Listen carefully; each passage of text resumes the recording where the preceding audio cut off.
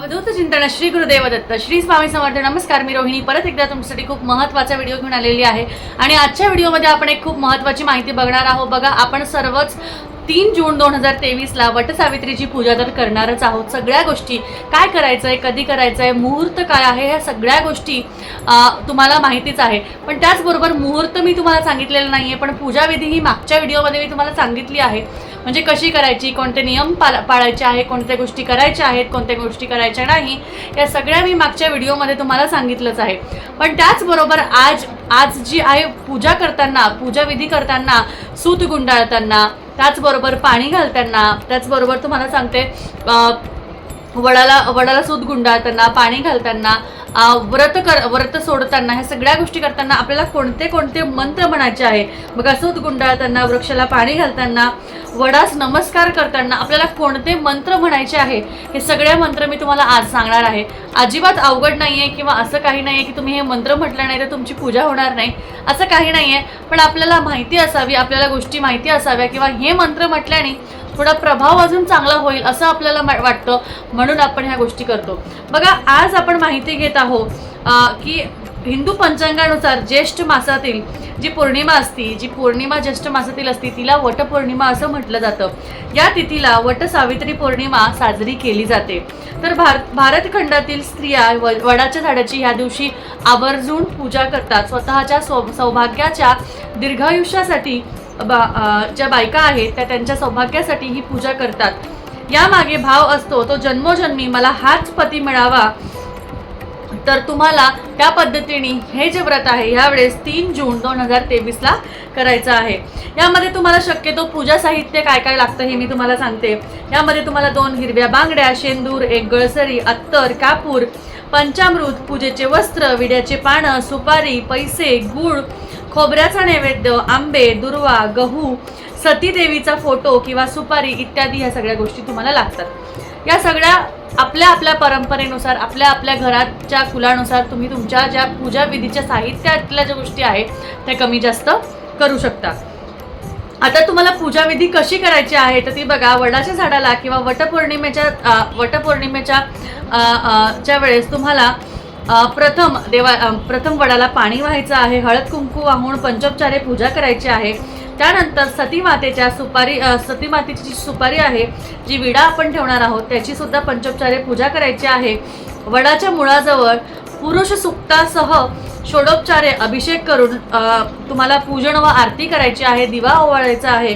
त्यानंतर जेव्हा तुम्ही सूत गुंडाळणार आहात तेव्हा तुम्हाला ह्या मंत्राचा उच्चार करायचा आहे. अवेद्यम च सौभाग्यम देहि त्वं मम सुवृते पुत्राणं पौत्राक्षम सौख्यम च गृहाणाद्रम नमोस्तुते.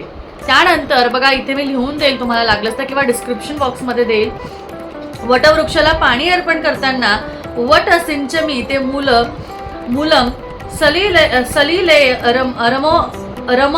रममृतोपमः यथा शाखा प्रशाखभिवृद्धोऽसि त्वं महितले तथा पुत्रेश्य पौत्रश्य संपण कुरु मा सदा.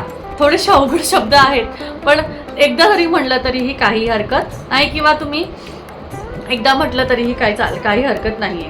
त्यानंतर खालील मंत्र जो आहे तो वडास नमस्कार करताना तुम्हाला म्हणायचा आहे. बघा, मी इथे तुम्हाला वाचून दाखवते कोणता व्रत जो आहे. तुम्ही हा जर का म्हटला तरीही चालेल, वरचे 2 नाही म्हटले तरी चालेल.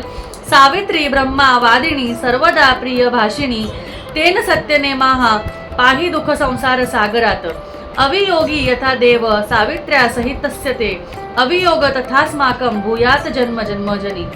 हा जो मंत्र आहे हा जरी तुम्ही म्हटला, पुढचे जे सुरुवातीचे 2 होते ते नाही म्हटले तरीही चालण्यासारखं आहे, असं काही नाही. तर हे तिन्ही जे मंत्र आहे हे मी खाली तुम्हाला देऊन देईल, तुम्ही ते वाचून म्हणू शकता. जेव्हा तुम्ही कथा वाचाल त्याच्यानंतर तुम्ही हे म्हणू शकता.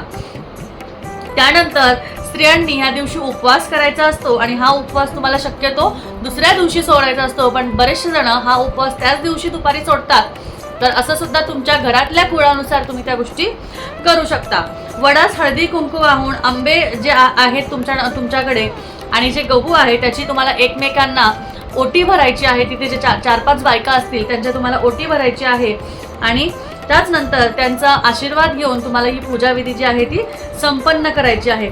अशा पद्धतीने तुम्हाला ही जी पूजा आहे ही पूर्णपणे पार पाडायची आहे आणि वटपौर्णिमाचा सण जो आहे तो साजरा करायचा आहे. बघा काही अवघड नाहीये, काही गोष्ट नाहीये. त्याचबरोबर मुहूर्त कोणता आहे तर बघा मुहूर्त आहे 11:17 सकाळपासून, तर ते संध्याकाळी 4 ते 5 वाजेपर्यंत तुम्ही पूजा करू शकता. पण शक्यतो 3 वाजेच्या आत पूजा करा, कारण संध्याकाळी शक्यतो 5 नंतर वगैरे आपण झाडांना स्पर्श करू नये असं म्हटलं जातं.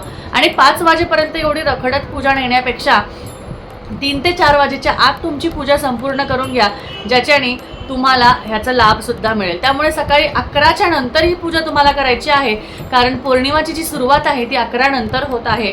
त्यामुळे 11 नंतर पूजा करा, त्याच्या आधी तुमचं सगळं उरकून घ्या आणि सगळ्या गोष्टी तयार ठेवा. अशा पद्धतीने आजच्या व्हिडिओची माहिती एवढीच. आजची माहिती जी आहे ती स्वामी चरणी अर्पण करते आणि आजचा व्हिडिओ इथेच संपवते.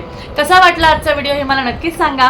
आवडला असेल तर नक्कीच लाईक करा आणि व्हिडिओ शेअर करा. तोपर्यंत भेटूया अजून एका छानशा माहितीमध्ये. भेटूया परत. अवधूत चिंतन. श्री गुरुदेव दत्त. श्री स्वामी समर्थ. जय जय स्वामी समर्थ.